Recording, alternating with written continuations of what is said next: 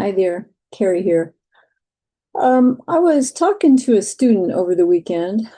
Actually, I talked to several, but in a conversation with one student, there was like a light bulb moment I had for me, had nothing to do actually with her, just something that came up in the conversation.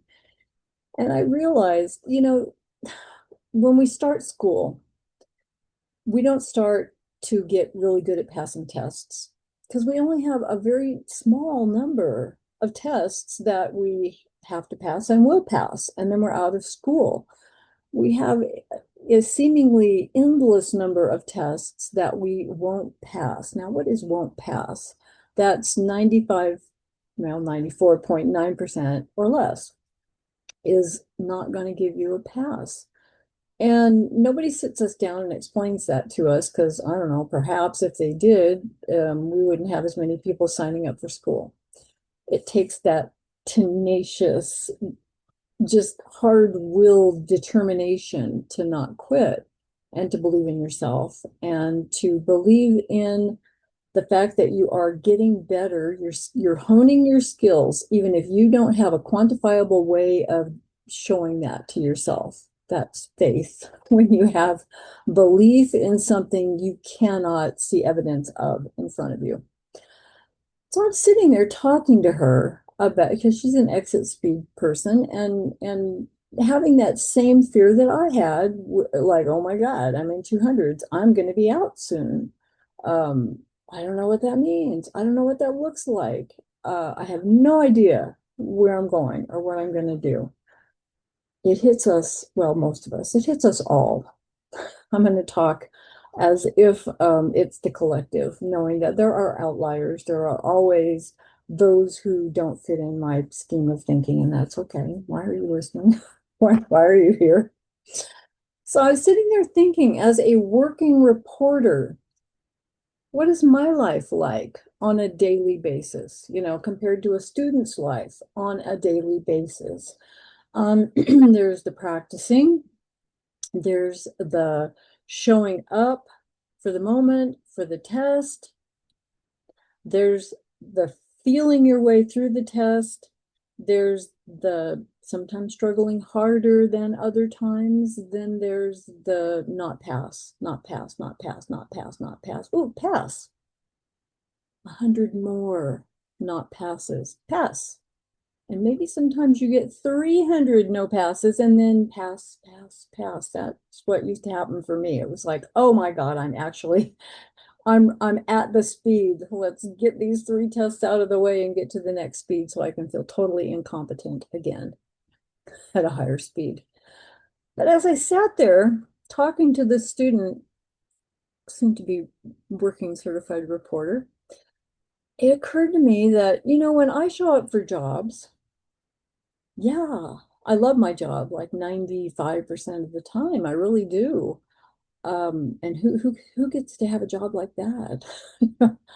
I love the fact that I love my job. I love what I do. I love that it's challenging me every day, and then I get to learn something every day. There's just so many aspects of this job that I love, the flexibility and yeah, the money and the flexibility and the financial freedom and the flexibility to have it be created, to be crafted, to be ideal for you and your life circumstances at the moment. It's amazing. But do I show up for every job and have it be a pass? Or do most of the jobs that I show up for fall short of what I expect out of me? Yeah, they do. It's rare that I come away from a job and say, damn, that was good. I was on it. It was great material. It was a beautiful speed. It was professional people speaking eloquently, distinctly, and within my comfortable speed range. Rare, rare, as rare as it is for a student to get a pass. Now, Am I hitting less than 95%? No, because I'm aiming for 100. I'm aiming for 100%. Why? Well, because my brain figured out in short order that as a working reporter, the better my notes are, the cleaner my notes are, the faster the transcribing process is. And that means I'm freed up to take more work if I want it. But basically, cleaner notes means the capability of making more money. And that will motivate your brain to clean up your writing, to write faster, to write more accurately without you doing anything. All of a sudden, it understands, your brain understands the payoff. In school, they could tell you till the cows come home, you need to write more accurately, you need to write faster. Your brain says, why? Why? Because I'm not going to pass the test, probably. That's usually what happens. And even if I do, what does that mean? Because the next 500 tests, I could fail again before I pass another one. So why? Well, the why is out in the field. The why is the why you started this whole process to begin with. It's to get out of school as fast as possible. And then to embrace going into the world that you knew existed when you signed up. But out in the real world, is every job going to feel like a pass? No. But every job can get better and better and better. And I remember, because I always keep my statistics up in the upper corner, because when we're writing like bats out of hell, I want my brain to know I did that. I could hang on. I hung on. It hit 335 words per minute. Thank God somebody breathed.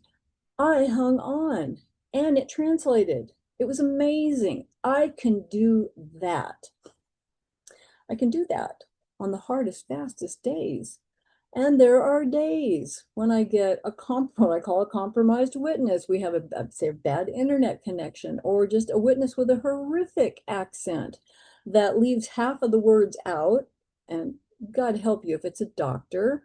They're saying words that they think are the thing they're meaning, and it's a video. How am I gonna, I can't fix it.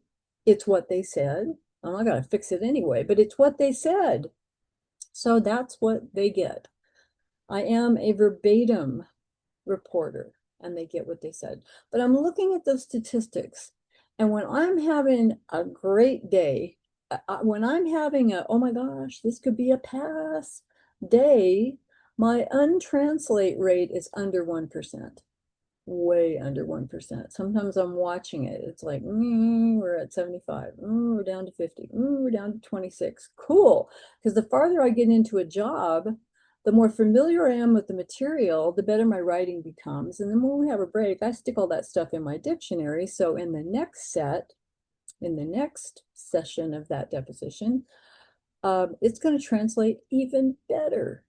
And so by the end of the day, I'm looking at that. And that's actually what I go on when I turn my stuff over to a scopist after I've gone through it, pulled out the globals, fixed the stuff I know I need to fix, because that's not their job.